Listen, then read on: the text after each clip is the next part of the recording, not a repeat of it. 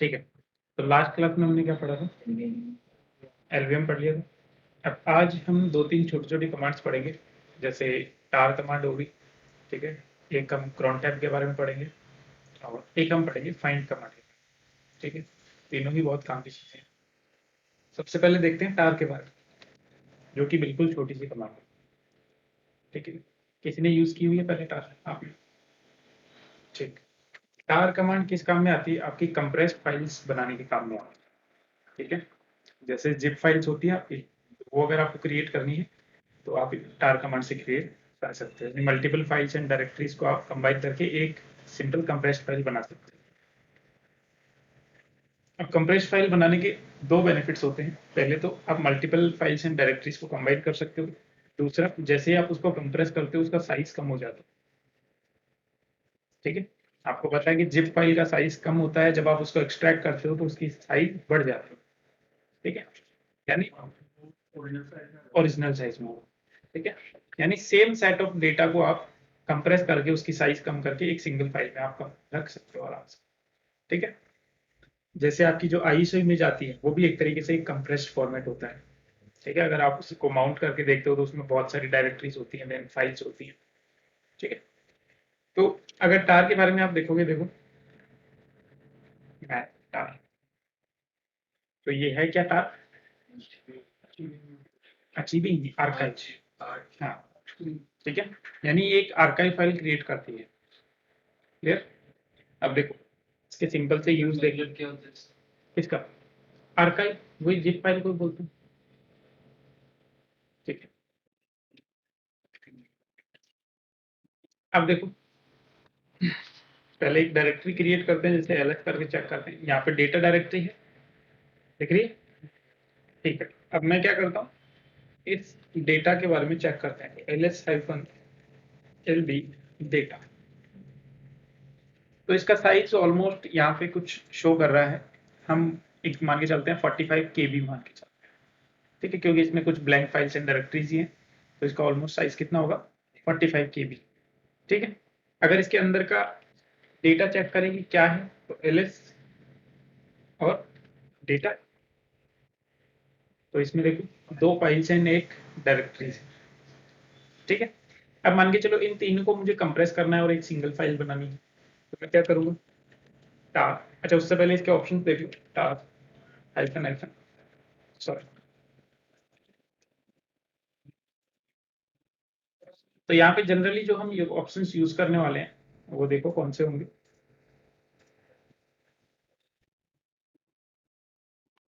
अगर आपको archive create करना है तो आप कौन सा यूज करेंगे? -c ऑप्शन यूज करेंगे, ठीक है? अगर आपको इसको एक्सट्रैक्ट करना है तो, और अगर उसको चेक करना है तो, ठीक है? देन इसके अलावा भी हम कुछ ऑप्शंस यूज करेंगे, जैसे एक तो हम यूज करेंगे यहाँ पे -f ऑप्शन यूज करेंगे और -v ऑप्शन यूज करेंगे। तो ये रहा -f, ठीक है? बेसिकली इस ऑप्शन से क्या होगा, एक फाइल जो आउटपुट आएगा वो एक फाइल आएगी, ठीक है? देन उसके बाद हम जो v ऑप्शन यूज करेंगे वो स्मॉल v होगा और v फॉर वर्बरोस होगा, ठीक है? वर्बोसली लिस्ट फाइल्स प्रोसेस, यानी ये आपको शो करेगा कि कौन कौन सी फाइल्स प्रोसेस हो रही है, यानी एक तरीके से आपको प्रोग्रेस पता लगेगी, ठीक है? देखो तो मैं क्या करता हूँ, टार हाइफन सी क्रिएट करने के लिए, प्रोग्रेस चेक करने के लिए भी, ठीक है? और फाइल में आउटपुट देने के लिए F। तो टार हाइफन cvf, कौन सी फाइल, सॉरी कौन सी फाइल, आउटपुट फाइल का नेम क्या होगा वो आप डिसाइड करो। फॉर एग्जाम्पल मेरा जो आउटपुट फाइल का नेम होगा डेटा डॉट टार होगा, ठीक है? मेरे आउटपुट फाइल का जो नेम होगा वो डेटा डॉट टार होगा। और कौन कौन सी फाइल्स मुझे सेलेक्ट करनी है, तो मैं सिंपल क्या करूंगा, स्लैश डेटा के अंदर सारी फाइल्स, स्लैश डेटा के अंदर जो कुछ भी है सब कुछ मुझे सेलेक्ट करना है। एंटर किया तो देखो फाइल 1 इसने यूज किया, फाइल 2 और डायरेक्टरी टेस्ट1, अब अगर मैं ls करता हूँ तो देखो जब मैंने पहले ls किया था, अगर हम पुराना आउटपुट चेक करेंगे तो यहाँ पे सिर्फ डेटा नाम की डायरेक्टरी थी, डेटा डॉट टार नहीं थी। ठीक है, अब चेक करो, अगर ls करता हूँ तो यहाँ पे डेटा डॉट टार आ रही है। और अगर इसका साइज चेक करें ls-l डेटा डॉट टार, ओके, ये कुछ अलग ही आ रहा है। 1 MB हुआ या 10 MB हुआ, शायद ये किसी और यूनिट में है, बिट्स या बाइट्स में नहीं है। ठीक है, आता तो ये साइज ही है। चलो मैं इसको चेक करके बताऊंगा कि ये जो साइज आ रहा है ये किस में आता है। ठीक है, ओके, डेटा डॉट टार आ गया तो हमारी आर्काइव फाइल क्रिएट होगी। अब हमें ये चेक करना है कि ये जो हमारी आर्काइव फाइल क्रिएट हुई है इसके अंदर कौन कौन सी फाइल्स एंड डायरेक्टरीज है। ठीक है, यानी इसके कंटेंट्स को हमें चेक करना है। तो चेक करने के लिए हम क्या करें, टार क्यों होनी चाहिए, क्या मैंने यहाँ पे कोई पाथ दिया है कि ये कहाँ पे बनेगी, सिर्फ नेम ही दिया ना। अगर इसकी जगह मैं यहाँ पे स्लैश रूट स्लैश स्लैश अगर कुछ देता तो ये वहां बनती ना। तो बाय डिफॉल्ट अगर मैंने कुछ नहीं दिया तो जहां पे मैं काम कर रहा हूँ वहीं पे बनेगी। ठीक है, ये देगा तो जो फोल्डर था वो तो रह गया, इसी ये अलग से बन गई। हाँ तो वो तो रहेगा ना। जब आप फाइल्स को कंप्रेस करते हो तो वो सारी फाइल्स रिप्लेस थोड़ी होती है, मूव थोड़ी होती है।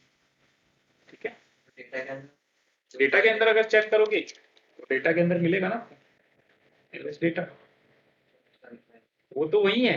ये तो जस्ट उस डेटा को यूज करके एक फाइल बनी है।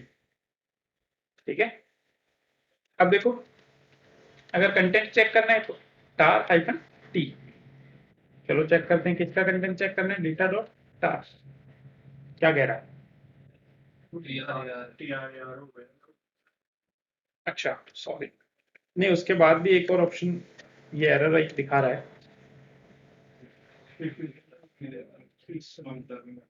तो क्या करना पड़ेगा, देखो हाइफन एफ ऑप्शन यूज करना पड़ेगा। तो चलो हाइफन एफ ऑप्शन भी यूज कर लेते हैं। क्या हमें पता लग गया,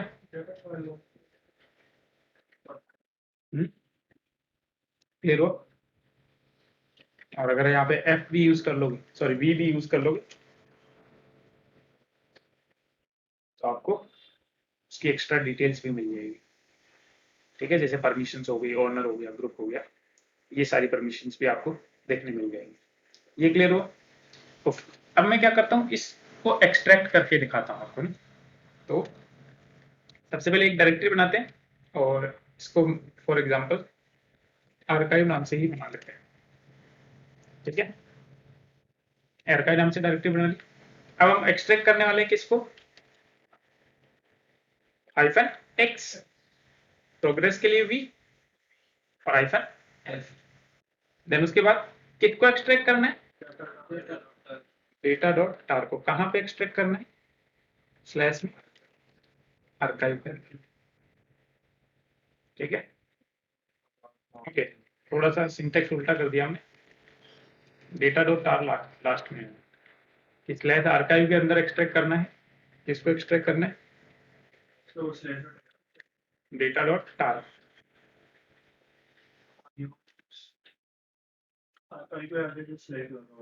नहीं उससे कोई फर्क नहीं पड़ेगा, क्या करेगा, एक बार चेक करते हैं। Can not read is a directory, slash archive not found. Okay okay okay okay, actual में इसमें हम डेस्टिनेशन नहीं दे पाएंगे, हमें उस डायरेक्टरी के अंदर जाना पड़ेगा, उसके बाद इस फाइल को एक्सट्रैक्ट करना पड़ेगा। ठीक है, तो देखो cd आर्काइव, उसके अंदर आ गए, अभी कुछ भी नहीं है तो यहाँ पे हमें कमांड चलानी पड़ेगी tar हाइफन xvf। ठीक है, और देन हमारी जो फाइल है स्लैश में डेटा डॉट टार। ठीक है, एलएस करेंगे, डेटा वाला फोल्डर आ गया, और अगर इसके अंदर डेटा में चेक करेंगे तो ये आपकी फाइल्स भी एक्सट्रैक्ट हो गई। ठीक है, और लॉन्ग लिस्ट करेंगे तो देखो एक्चुअल साइज इसका वापस आ गया, जो 45 वहां पे शो कर रहा था वो एक्चुअल साइज यहाँ पे वापस आ गया। क्लियर हुआ? बट इसी तरीके से जरूरी नहीं है आप डॉट टार फॉर्मेट में ही इसको बनाएं, आप चाहें तो इसको डॉट जिप में बना सकते हैं। ठीक है, जैसे देखिए एक बार यहाँ पे जो भी है वो हटा देता हूँ, तो कुछ भी नहीं है वो अगेन। ठीक है, और अब एक आर्काइव क्रिएट करते हैं अगेन, टार हाइफन CVF। ठीक है, आप चाहो तो CVF यूज कर लो, या फिर आप चाहो तो ZVF भी यूज कर सकते हो जिप के लिए। ठीक है, देखो अगर जिप ना हो तो सी नहीं, सी से भी हो जाएगा जिप, तो सी से भी हो जाएगा। देखो मैं दोनों से दिखा देता हूँ। जिप तो सी से भी हाँ अगर जेड से और फिर हो जाए, ये देख टार हाइफन नहीं, लेकिन क्रिएट करने के लिए हमें सी यूज करना ही पड़ेगा, सी यूज करना पड़ेगा, ये तो नहीं पड़ेगा। सी के लिए। ठीक है, तो आप CVF करेंगे तो देखो किस नाम से बनाना है, एक बार उसको डिलीट कर देते हैं, डेटा डॉट टार को, डेटा डॉट टार। ठीक है, tar hyphen CVF again data dot zip नाम में दे रहा हूँ यहाँ पे। आप कहाँ से बनाने इसके लिए भी जेड कर सकता हूँ, दोनों से बता रहा हूँ मैं। ये तो फर्स्ट हो गया। अब देखो आप चाहो तो यहाँ पे ZVF यूज कर लो, और मैं इसको डेटा 1 कर देता हूँ। सी नहीं यूज किया ना मैंने, हो गया। LS करके देखो, data dot zip and data 1 dot zip. ठीक है, तो अगर लॉन्ग लिस्ट करके चेक करेंगे तो देखो दोनों की साइज में कितना डिफरेंस है। जो जिप फाइल है डेटा 1 डॉट जिप, जो CZVF से हमने बनाया है उसका साइज देखो बहुत कम है। ठीक है, जबकि जो CVF से बनाया था उसका साइज बहुत ज्यादा है। ठीक है, तो अलग Z का मतलब जिप फाइल के लिए है। देखो टार हाइफन हाइफन है, जिप पहले तो सर दोनों दोनों है लेकिन दोनों के तरीके अलग अलग हैं, दोनों अलग अलग ऑप्शंस के साथ बन रहे हैं। ठीक है, देखो इसमें जो यूटिलिटी यूज हुई है वो कौन सी हुई है, जी यूज हुई है। ठीक है, और उसमें जो यूज हो रही है वो नॉर्मल टार कमांड यूज हो रही है। ये देखो,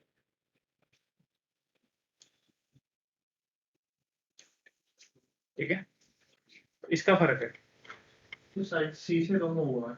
सी से ज्यादा हुआ है। CZVF जब हमने यूज किया है तब कम हुआ। ठीक है, जेड ज्यादा यूज करो ऑटोमेटिकली वो तो अलग एक जिप यूटिलिटी होगी। ठीक है, यूजफुल तो हम यूं कह सकते हैं कि हम बेसिकली बना क्या रहे हैं, एक फाइल ही बना रहे हैं। लेकिन जब अगर साइज मैटर करेगी, अगर आप जिप बना रहे हैं तो उस केस में आप फिर CZVF के साथ जाएं। ठीक है, अगर टार में जा रहे हैं तो नॉर्मल टार के साथ चले जाएं। ठीक है, बाकी जैसे विंडोज की बात करें, आप विनजिप ले लो, विनरार ले लो, ठीक है, 7Z ले लो, ये सारे सॉफ्टवेयर हैं क्या, कंप्रेस फाइल बनाने की है ना। लेकिन सबसे अगर कंप्रेस बना के देखोगे तो थोड़ा बहुत डिफरेंट साइज में आएगा। क्यों? क्योंकि वो यूटिलिटी अलग अलग यूज कर रहे हैं। ठीक है, तरीके थोड़े अलग। क्लियर? ओके, तो टार कमांड में कोई doubt?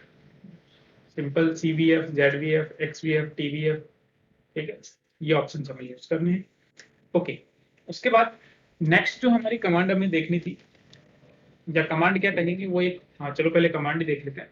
Find command, find command नाम से ही पता लग रहा है क्या काम करेगी, किसी भी फाइल या डायरेक्टरी को सर्च करेगी एक तरीके से। ठीक है, तो मान के चलो मुझे किसी फाइल का नाम याद है, मैं भूल गया कि वो फाइल कहाँ पे। ठीक है, जैसे अपनी fastwd वाली फाइल है। ठीक है, तो उसको मुझे फाइंड करना है, तो मैं क्या करूंगा, फाइंड कहाँ पे फाइंड करना है, स्लैश, स्लैश से पीछे तो कुछ हो ही नहीं सकता ना। ओके, उसके बाद क्या मुझे ये पता है कि फाइल है या डायरेक्टरी है, तो अगर मुझे फाइल सर्च करनी है तो मैं क्या करूंगा, हाइफन टाइप, और उसका टाइप बता दूंगा, फाइल के लिए F, डायरेक्टरी के लिए D। ठीक है, तो अभी मुझे पता है कि वो क्या है, फाइल है। ठीक है, देन अगर उसको नाम भी पता है अगर आपको, तो जैसे मुझे पता है कि path.wd वाली फाइल है। ठीक है, और एक बार के लिए मैं क्या करता हूँ, path.wd में पी कैपिटल करता हूँ। ठीक है, चलो सर्च करते हैं। अब ये क्या करेगा, पूरे लिनक्स सिस्टम में सर्च करेगा और आपको आउटपुट यहाँ पे शो करेगा। तो देखो इसको कहीं भी कुछ भी नहीं मिला, क्यों? क्योंकि उसका नाम हमें पता है कि वो शॉर्ट में, ठीक है, स्मॉल में नहीं। तो अगर आपको नाम में कंफ्यूजन है कि उसमें कैपिटल है या स्मॉल है, तो सिंपल आप यहाँ पे क्या यूज कर सकते हैं, हाइफन आई नेम, यानी इग्नोर केस, केस को इग्नोर करेगा। तो अब आपको आउटपुट मिल जाएगा। इसको बहुत सारी फाइल्स मिली है, एक तो sys fs ऐसी लिनक्स ये करके मिली है, pam.d में मिली है, और ये वो हमारी फाइल जो हमारे काम की है। ठीक है, इस तरीके से आप सर्च कर सकते हैं। अगर कोई डायरेक्टरी सर्च करनी है, ठीक है, जैसे मान के चलो अपने पास JICS यूजर है, उसकी होम डायरेक्टरी सर्च करनी है। ठीक है, तो मैं क्या करूंगा, फाइंड स्लैश में फाइंड करना है। ठीक है, टाइप बता देंगे इसको, हाइफन टाइप एफ, और सॉरी डायरेक्टरी, ठीक है, देन हाइफन आई नेम, क्योंकि हमें नहीं पता कि वो कैपिटल है या स्मॉल है, और किस नाम से, JICS slash home slash JICS।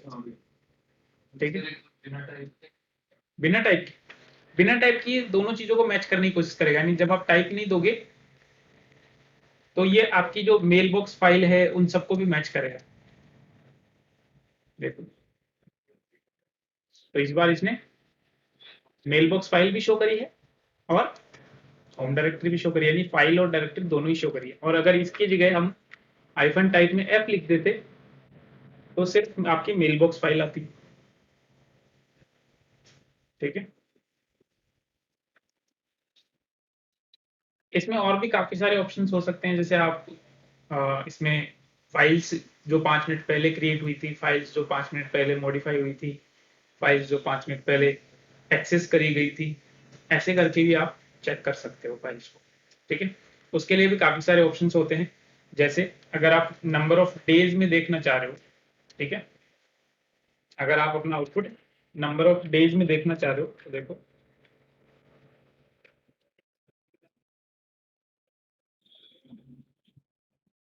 तो देखो इसमें कुछ ऑप्शंस होते हैं, जैसे A minute, C minute, M minute. ठीक है, और फिर एक होता है ए टाइम, सी टाइम, और M time, sorry M time. ठीक है, ये कुछ ऑप्शंस होते हैं। हर क्या सभी के आगे क्या लगेगा, हाइफन लगेगा।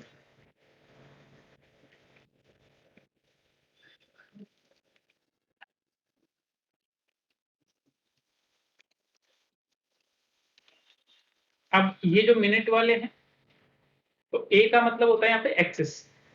ठीक है, तो इसको आप कह सकते हो फाइल्स एक्सेस बिफोर, और जितना भी, जैसे ए मिनट के बाद आप जितना भी नंबर दोगे उतनी मिनट के पहले जितनी भी फाइल्स एक्सेस हुई थी।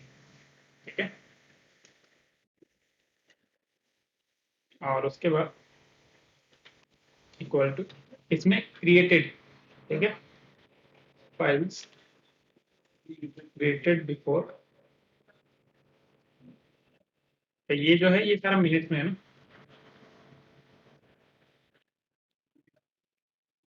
ये मिनट्स में है, ये मिनट्स में है, ये भी फाइल्स।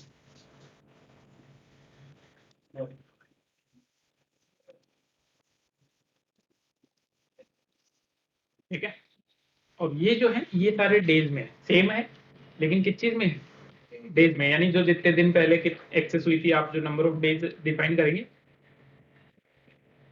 वो पर्टिकुलर। क्लियर? अब अगर आपको इसको चेक करना है तो देखो इसका थोड़ा सा एक बार हेल्प मेन्यू चेक कर लो, फाइंड हाइफन हाइफन हेल्प। ठीक है, ओके, यहाँ से आपको ये देखो, जैसे ये रहा, और ज्यादा बेटर चाहिए तो मैनुअल देख लो।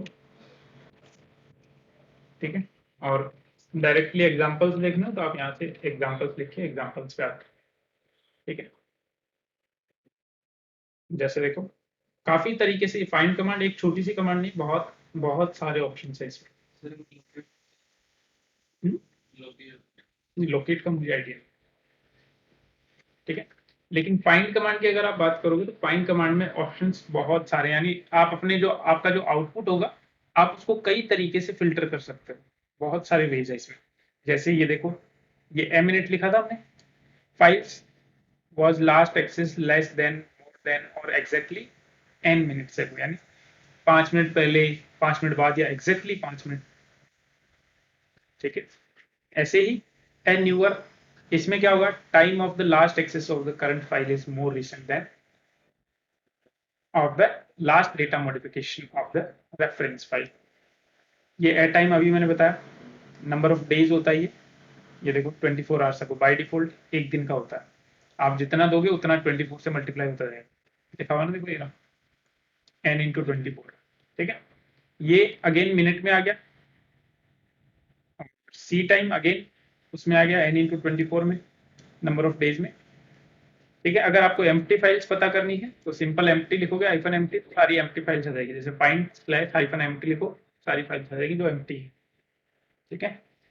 एग्जीक्यूटेबल, यहाँ से सारी एग्जीक्यूटेबल फाइल्स इन डायरेक्टरीज आ जाएगी, ठीक है। FS type, file system type, ठीक है। और ये देखो group ID, group name, I L name, L name क्यों शो कर रहा है, like L name but the match is case insensitive, चलो एल नेम देखेंगे तब पता चल जाएगा। आई नेम, नेम से सर्च करेगा लेकिन केस को इग्नोर करेगा, ठीक है, केस इनसेंसिटिव। ऐसे ही पाथ, अगेन केस इंसेंसिटिव, जहां जहां आई आ रहा है उसका मतलब वो सब केस इनसेंसिटिव है, ठीक है।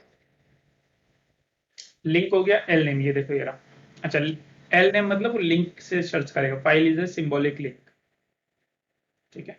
ये हमारे काम में आएगा, किसी एक सर्वर में काम में आएगा कि हमें लिंक बनाना पड़ेगा कैरेक्टरीज का, ठीक है।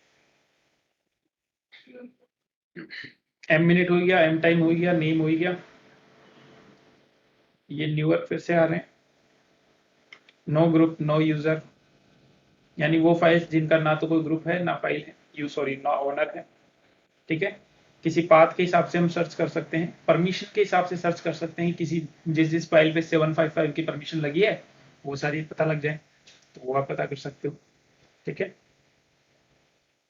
ये भी परमिशन है, सारी रीडेबल फाइल्स, और ये रेगुलर एक्सप्रेशन फाइल्स हैं, साइज के हिसाब से सर्च कर सकते हो, देखो तो B4 byte block, C4 bytes, W4 2 byte word, K4 kilobyte, M4 megabyte, यानी आप साइज डिफाइन कर सकते हैं। हाइपन टाइप हमने देख ही लिया, तो देखो हाइपन टाइप में देखो कितने सारे ऑप्शन है, B for block, C for character, D for directory, pipe, regular pipe, link, socket, door, बहुत सारी चीजें हैं, user ID, used, user, all name, writable. अब इसमें एग्जांपल्स देखो, इसमें एग्जांपल्स भी दिए हुए होंगे, इसमें एक काम और कर सकते हो आप, इसमें रेंज भी डिफाइन कर सकते हो। रेंज डिफाइन करना है मतलब, जैसे मान के चलो आपको ये देखना है कि वो फाइल्स और डायरेक्टरी जो 5 मिनट पहले, सॉरी 5 मिनट बाद, यानी 5 से 10 मिनट के बीच में लेकर मॉडिफाई हुई है, उनको भी आप सर्च कर सकते हो, इसमें रेंज का ऑप्शन भी होता है, ठीक है। तो देखो एक बार वो एग्जाम्पल में ज्यादा बेटर क्लियर हो पाएगा, ये देखो ये एग्जाम्पल्स आ गए,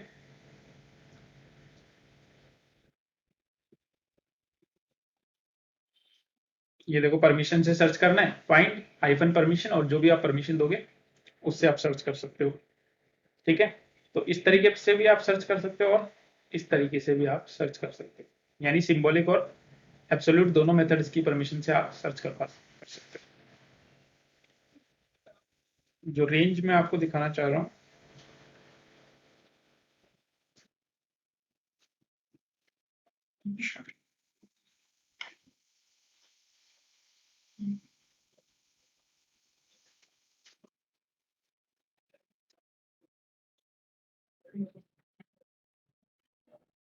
कल आ जाते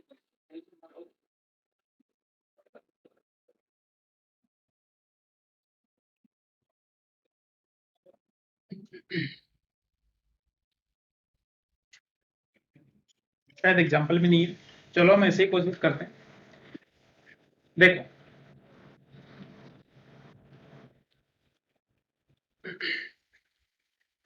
अभी मैं वो फाइल्स देखता हूँ जो 5 मिनट पहले मॉडिफाई हुई है, ठीक है।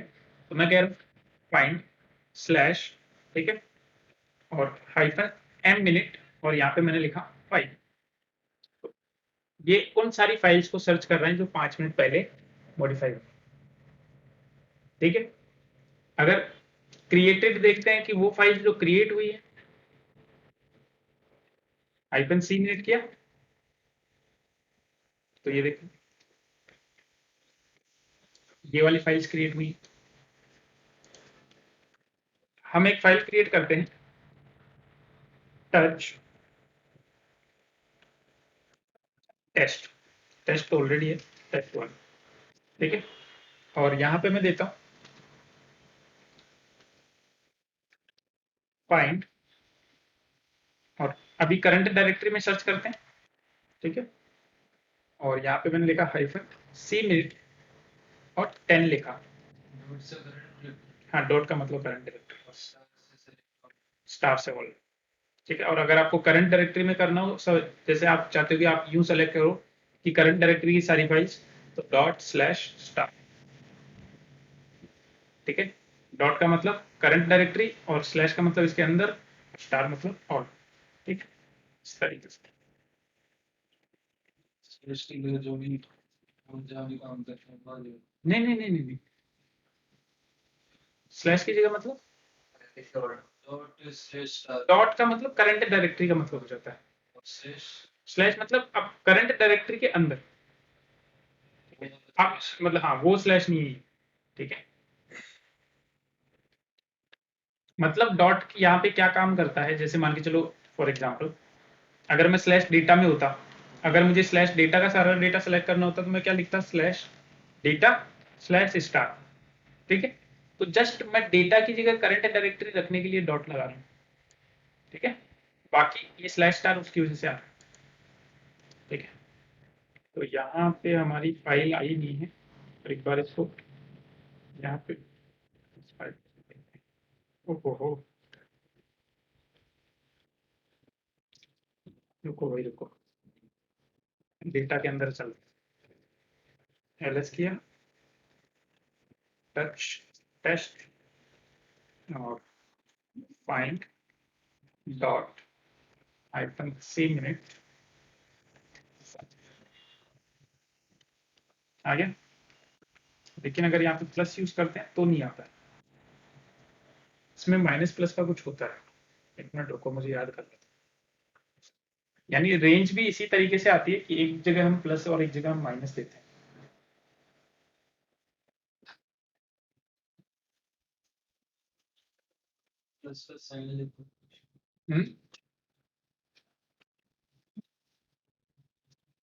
नहीं, जैसे ये जो है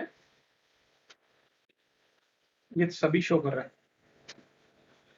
जबकि ये हमने 5 मिनट पहले बनाई नहीं है कि नहीं। 10 मिनट ले रहा होगा। जब 5 दिए तो 10 क्यों ले रहा होगा?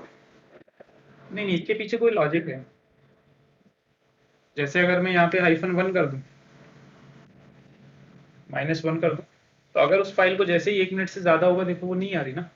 लेकिन अगर इसको मैं 1 की जगह 2 कर दूंगा तो पिछले 2 मिनट में ये बनी थी, ठीक है। इस तरीके से होता है। तो इसकी रेंज का चलो मैं आपको कल बताऊंगा, क्योंकि मुझे देखना पड़ेगा इसको, ठीक है, काफी टाइम हो गया इसको उसके। सर सॉरी सर भी होता है। होता है ना, ट्रेस होता है, ठीक है। यहाँ तक क्लियर हो?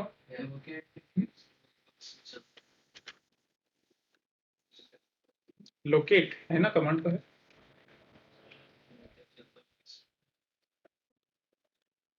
चलो इसका भी मैनुअल चेक कर लेते हैं।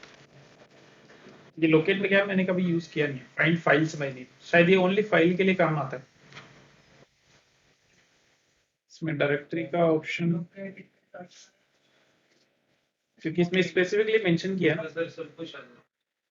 सब कुछ आ जाता है। चलो देखिए डायरेक्टरी सर्च करते हैं। लोकेट स्लैश, इसमें भी ऑप्शन होते हैं हाइफन नेम कुछ नहीं,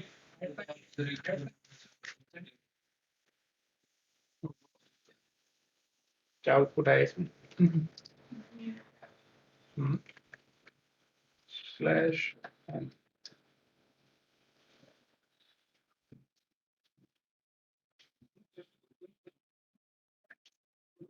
जहाँ भी हो वो सारे दिखा रहे हैं। नहीं तो मैं फिर वो कैसे पता अच्छा अच्छा पूरे लिनक्स सिस्टम से सर्च करेगा ऐसा? एक मिनट नहीं नहीं इतना इतना नहीं होना चाहिए, इसका कोई ना कोई पैटर्न तो होगा ही। ऑप्शन एंड पैटर्न, ऑप्शंस क्या क्या हैं इसके? Hyphen all, hyphen base name, hyphen database, existing, follow, help, ignore, case and map. अच्छा इसमें वो तो सिस्टम ही नहीं है कि आपको कहाँ सर्च करना है। इसीलिए वो पूरे सिस्टम में सर्च कर रहा है और उसने वो स्ट्रिंग ले लिया स्लैश होम। ठीक, तो अगर हमें सिंपली यूज करना होता तो हमें कुछ ऐसा करते कि लोकेट JICS, तो इसको जहां जहां JICS मिला वो सब कुछ इसने शो कर दिया। ठीक,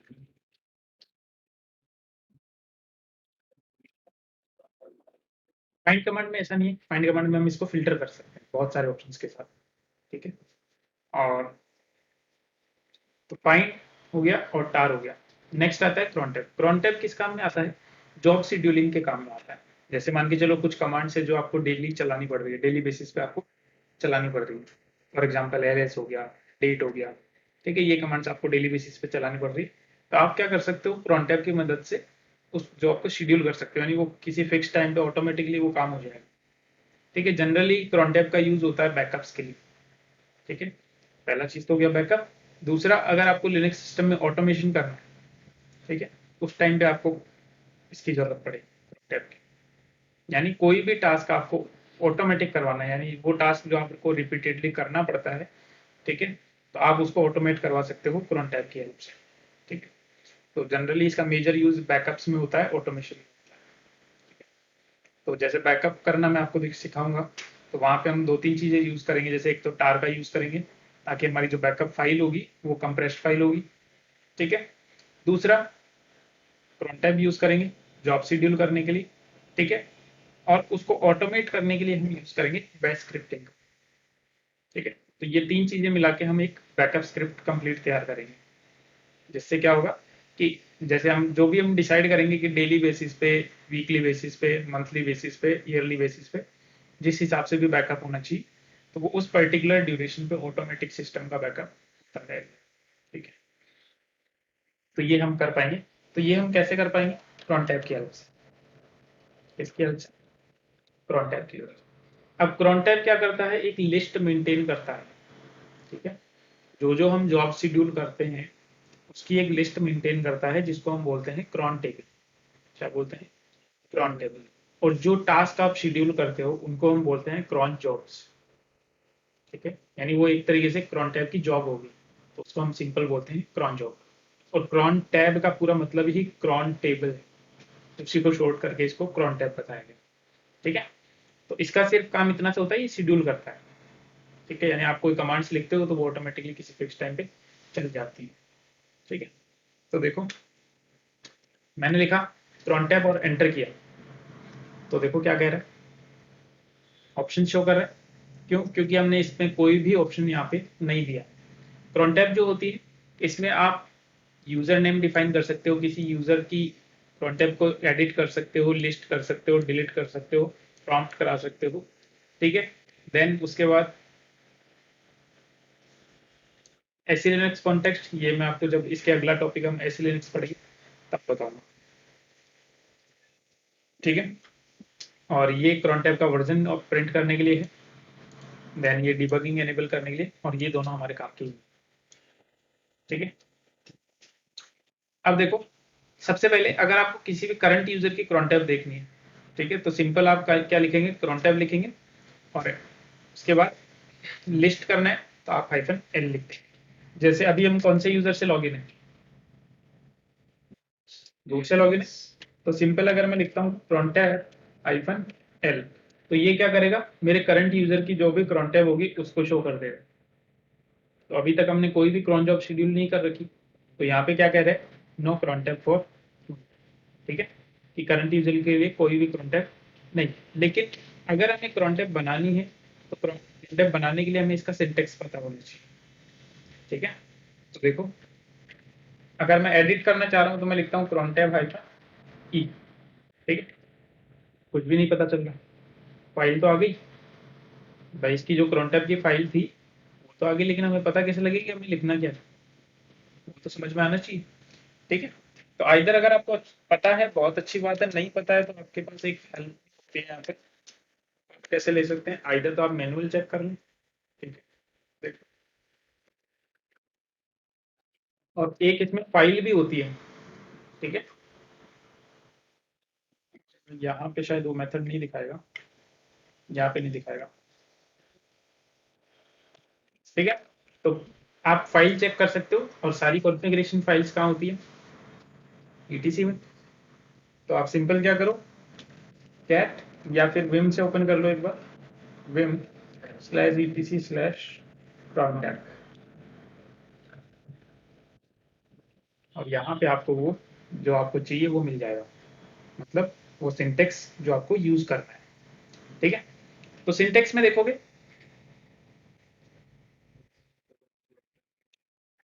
कि कैसे आपको डिफाइन करना है, तो इसमें टोटल 5 स्टार्स यूज होते हैं, 1 2 3 4 और 5, ठीक है। अब ये 5 स्टार्स क्या क्या डिनोट करते हैं, जो सबसे पहला स्टार होता है वो आपका होता है किसके लिए, मिनट के लिए, दूसरा, तीसरा, चौथा मंथ के लिए, और पांचवा डे ऑफ वीक के लिए। उसके बाद आप यूजर नेम स्पेसिफाई करते हैं, और उसके बाद जो भी कमांड आपको एग्जीक्यूट करनी है वो कमांड आप यहाँ पे लिखते हैं, क्लियर। लेकिन यहाँ पे यूजर नेम आपको तब देना है जब आप इस फाइल में कुछ मॉडिफिकेशन कर रहे हो, ठीक है। अगर आप cron tab -e कमांड से, मतलब अगर आप सारा काम कमांड से कर रहे हो तो आपको यूजर नेम देने की जरूरत नहीं है, ठीक है। यहाँ तक क्लियर हो, अगर आप यहाँ पे cron tab बना रहे हो इस फाइल में तब आपको जरूरत पड़ेगी, वरना नहीं, ठीक है। तो हम जो कमांड से काम करेंगे उसमें सिर्फ ये 5 स्टार यूज करेंगे और डायरेक्टली कमांड यूज करेंगे, ठीक है। अब देखो, मिनट की वैल्यू कहां से कहां तक हो सकती है, 0 to 59, आर की वैल्यू 0 to 23 हो सकती है, मंथ की वैल्यू मंथ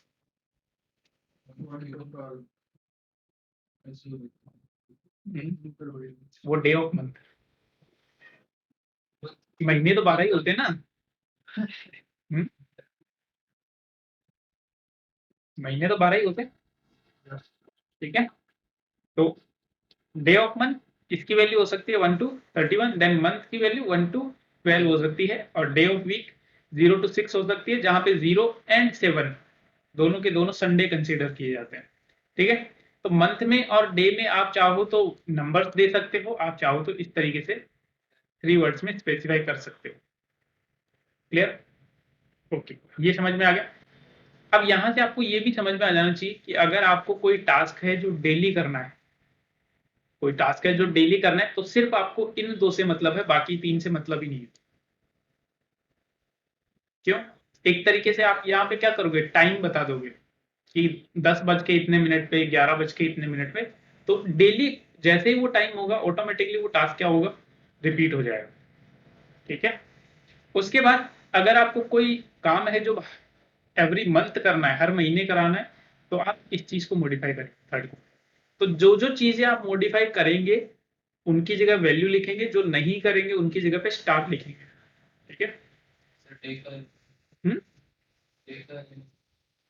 डे, ये वाला अगर आपको वीकली कोई टास्क कराना है, वो वीकली है, ये मंथली है, ठीक है, कंफ्यूज नहीं होना है, ये मंथली होगा क्योंकि आप पर्टिकुलर डेट डिफाइन करेंगे, और ये वीकली होगा क्यों, क्योंकि आप पर्टिकुलर डे डिफाइन करेंगे कि वेडनेसडे, थर्सडे, फ्राइडे, सैटरडे, जो भी आप डे डिफाइन करेंगे उस दिन।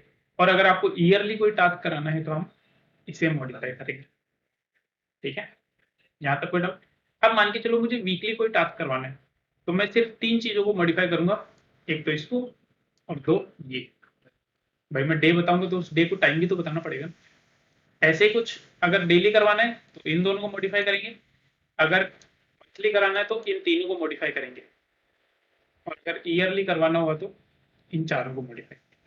यहाँ तक कोई डाउट? ओके, अब देखो ईयर भी कराना। तो इन चारों को मॉडिफाई करेंगे ना कि इस पर्टिकुलर महीने में इस डेट को इतने बज के इतने मिनट पे, तो वो जो महीना दोबारा ऐड है समझ पे बस। पांच एक साथ यूज नहीं, चार अच्छा पांचों तो नहीं आ पाएंगे ना, क्योंकि आपको आप अगर सेम डेट को जरूरी थोड़ी सेम डे आएगा, नहीं आएगा। ठीक है, तो इन चारों को अगर वीकली करवाना है तभी इसको चेंज करना है, बाकी चेंज करना ही नहीं है इसको। ठीक है, और बाकी मंथली डेली उस सब में ये कर। ठीक है, यहाँ तक कोई डाउट? ओके, तो समझ में आया सिंटैक्स? अब देखो crontab हाइफन ई, ठीक है, क्योंकि रूट यूजर की अभी कोई crontab नहीं है, मैंने लिखा crontab हाइफन। अब मान के चलो मैं चाह रहा हूँ कि जैसे अभी टाइम हो रहा है 15:25, ठीक है, तो मैं चाह रहा हूँ 15:27 पे हमारे स्लैश के अंदर एक डायरेक्टरी बन जानी चाहिए जिसका नाम होगा सर्वर। ठीक है, तो देखो 15:25, तो सबसे पहले तो मिनट आएगा, तो इंसर्ट मोड में गए, सबसे पहले तो मिनट आ गया, उसके बाद आर आ गया कि 15:25 तो ऑलरेडी हो चुके हैं। ठीक है, बाकी तीन से हमें मतलब ही नहीं है, तो बाकी तीन को क्या कर दो, कर दिए। अब क्या करना है, हमें कमांड एग्जीक्यूट करनी है। क्या कमांड एग्जीक्यूट करनी है, mkdir/server। क्लियर? स्कैप प्रेस किया, colon right and quit exclamation, crontab create हो गया, चेक कर लो, crontab -l बता रहा है। चलो अब ls स्लैश करके देखते हैं, तो अभी देखो सर्वर नाम की कोई डायरेक्टरी नहीं है। ठीक है, और अभी हम 27 तक वेट करेंगे, उसके बाद चेक करते हैं क्या हुआ। थोड़ा चिल हो।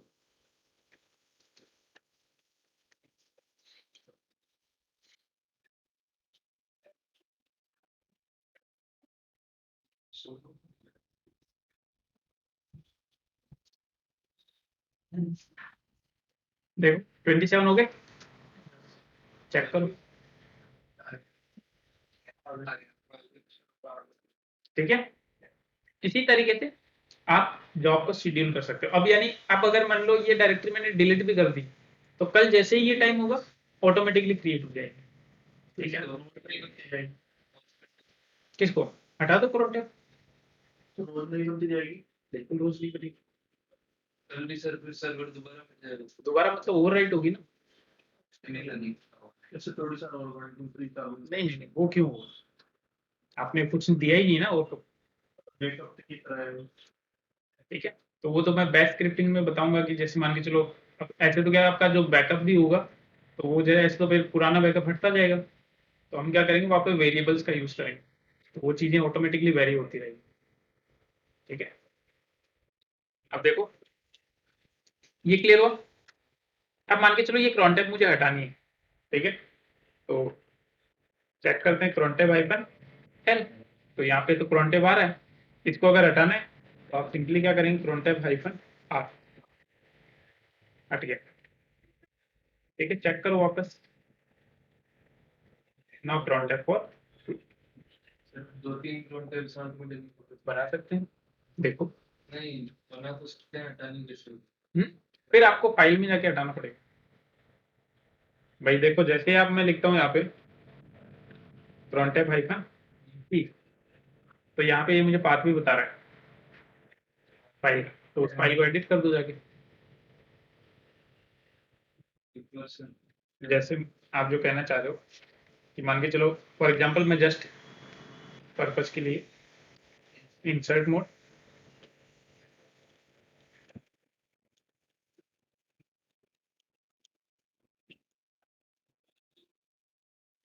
ठीक है,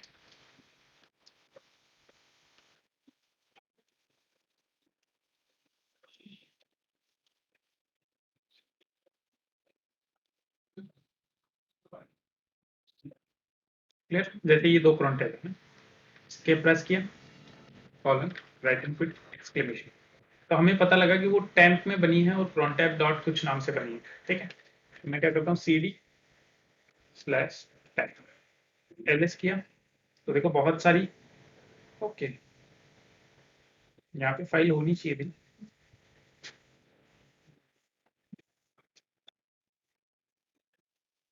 कोई बात नहीं, find slash hyphen type hyphen name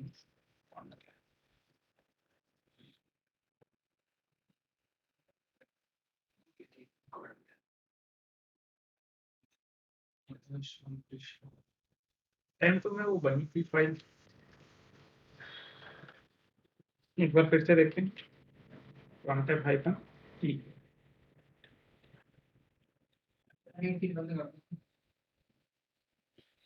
slash temp slash cron tab dot, ये अभी भी शो कर रहा है, ठीक है? तो आप यहीं पे आके डायरेक्टली डिलीट कर देना, फाइल को सर्च करने की जरूरत नहीं है, ठीक है? cron tab hyphen e press करोगे तो इससे फाइल अगेन ओपन हो जाएगी, तो इसी को आप एडिट कर सकते, ठीक है? यहाँ तक क्लियर हो?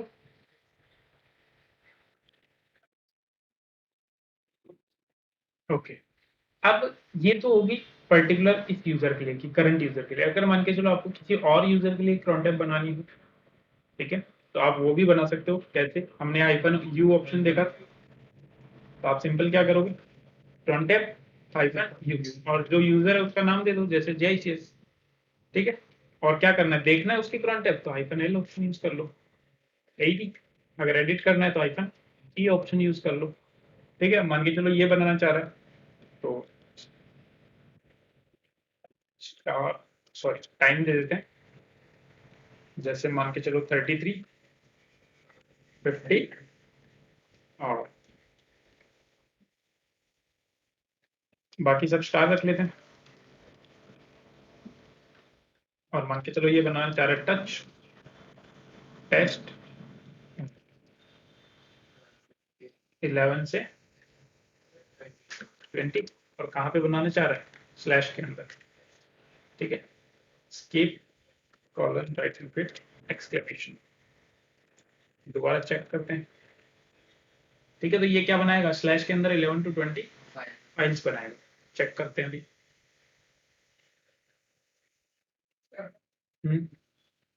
एसी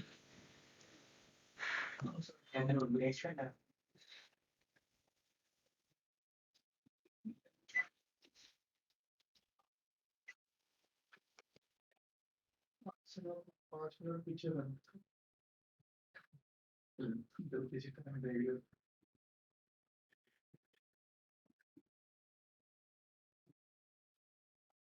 चेक करते हैं एक बार, ls स्लैश, अभी तक तो नहीं है कुछ भी। तो न्यू अब ये जो बनेगी उससे पहले आपको ये भी पता करना है कि उस पर्टिकुलर यूजर के पास स्लैश में काम करने के लिए परमिशन है या नहीं, ठीक है? परमिशन नहीं होगी तो वो cron tab भी कुछ नहीं कर पाएगा, ठीक है? देख, जैसे अभी नहीं है, ठीक है? कहाँ हो बताओ, नहीं हुई ना, टाइम तो हो गया लेकिन बनी नहीं ना, देखते हैं।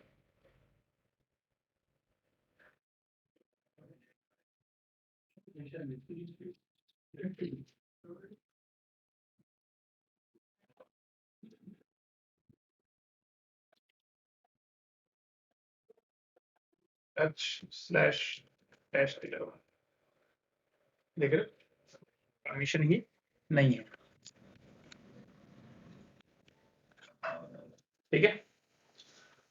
नहीं है परमिशन, तो इस वजह से ऐसी दिक्कतें आ सकती हैं। तो हम क्या करते हैं, एक बार sudo लगा देते हैं, लेकिन sudo के लिए फिर वो पासवर्ड नहीं दे पाएंगे हम। मैं एक काम करता हूँ, इसी की खुद की होम डायरेक्टरी में ही बनवा देता हूँ। sudo के लिए पासवर्ड तो देनी पड़ेगी, तो वो कैसे देंगे cron tab में, वो तो ऑटोमेटिक एग्जीक्यूट होगी ना कमांड, ठीक है? तो अभी क्या करते हैं, एक बार इसको एडिट करते हैं और तो करते हैं यहाँ पे इसका होम डायरेक्टरी का पाथ देते हैं,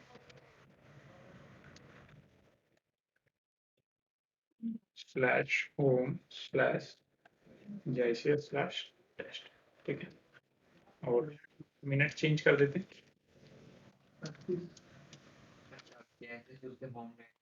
बस उसकी खुद की होम डायरेक्टरी में वहाँ की परमिशन तो होगी ना कम से कम उसके पास, ठीक है। तो ls slash home slash JCS,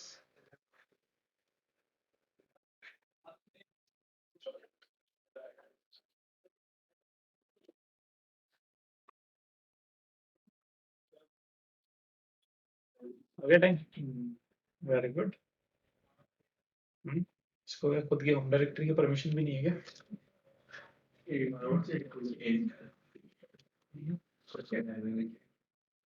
slash home JCS test 11 to 20,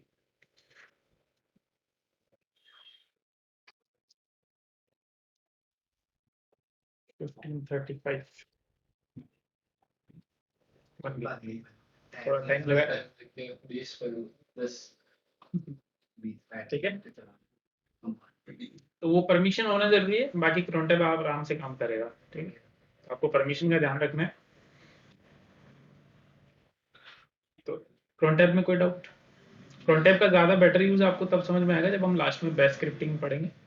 तो वहाँ पे हम टार को, क्रोनटैब को और बैश स्क्रिप्टिंग को तीनों को मर्ज करके फिर बैकअप स्क्रिप्ट बनाएंगे, ठीक है।